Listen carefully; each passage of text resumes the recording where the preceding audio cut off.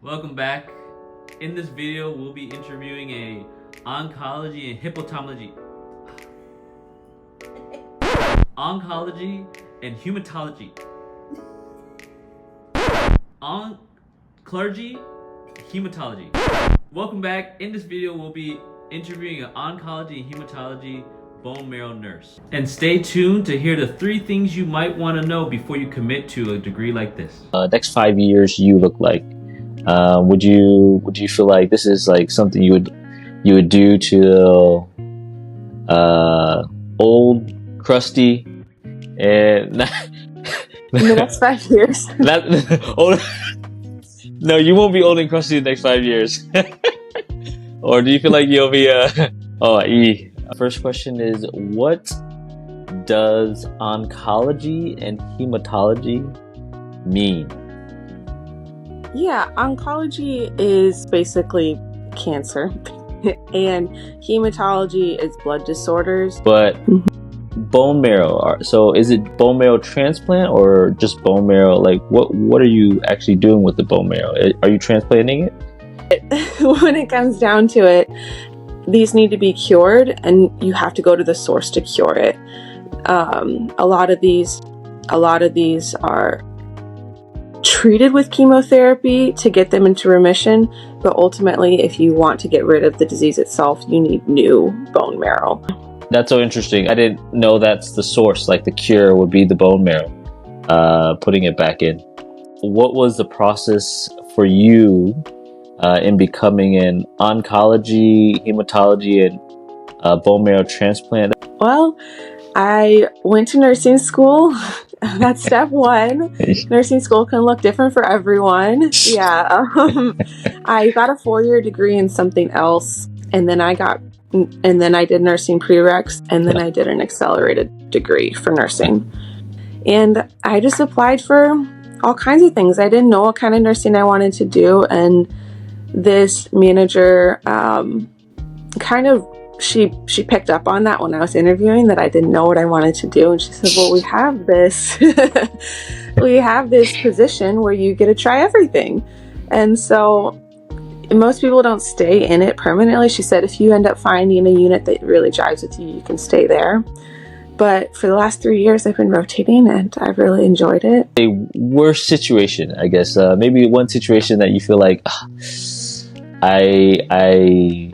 if this could be out of my job, I would love it wholeheartedly. I would love it. It would be the best job in the world. Yes, I think if I had a magic wand, and this is so cliche, but if I had a magic wand, people would not die. Oh, yes. You know, especially the people who just aren't expecting it.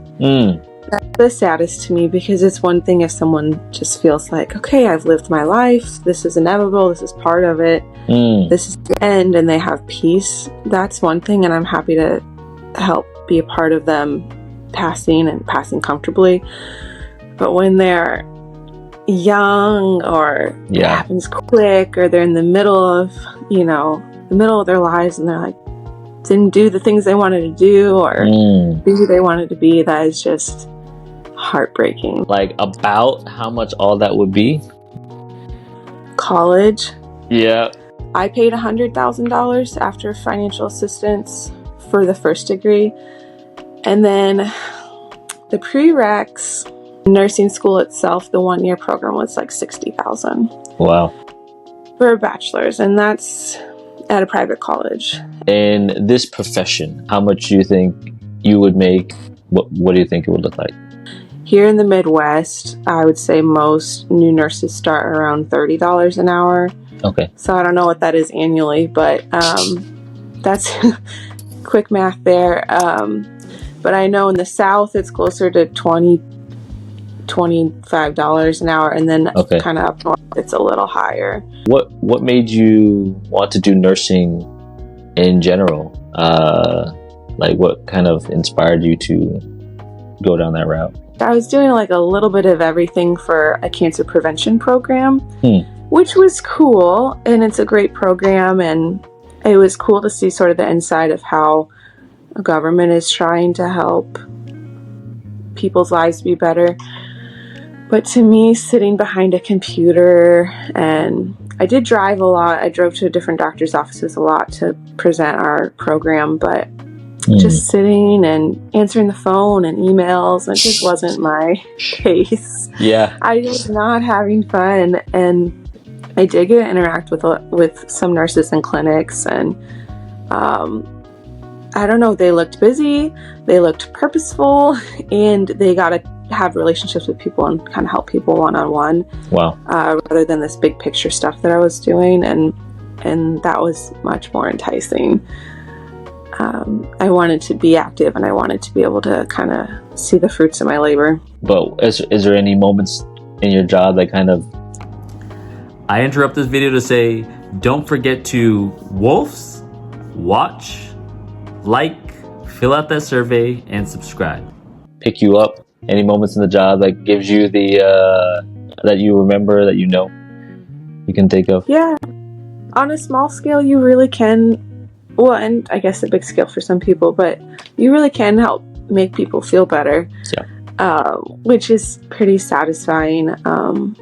Yeah, I think even if they are in that process of dying and you give them good care and good compassion, or if they're just in a really scary time in their lives, just being there for them, even if it's for 12 hours, they do remember that. And there are success stories. There are people that go home. I remember one of the hardest days for me in nursing. It was so hard for me to wrap my mind around. I had 2 new admits. One of them was a 21-year-old guy who was a new diagnosis of lymphoma, and a 30-year-old woman who was pregnant who had a new diagnosis of lymphoma, and we were the same age, and we had a lot of similarities. She was also a nurse, we had a lot of similarities, and they were in rooms right next to each other, and they were both brand new, and I was like, and they had no idea what was going on, because you just get a call from your doctor that says go to KU Med and go to the floor, and they'll tell you what's going on. They get this call and they have no idea what's going on, and she's pregnant, and she's like, what is going to happen? And it was really hard. It was really scary, but they're there sitting there just scared. And then I was with her for, I had her as a patient off and on for several weeks, and she went through some procedures, and she got chemotherapy while pregnant, and just all kinds of things, all kinds of scary things. But it turned out really well for both of them. She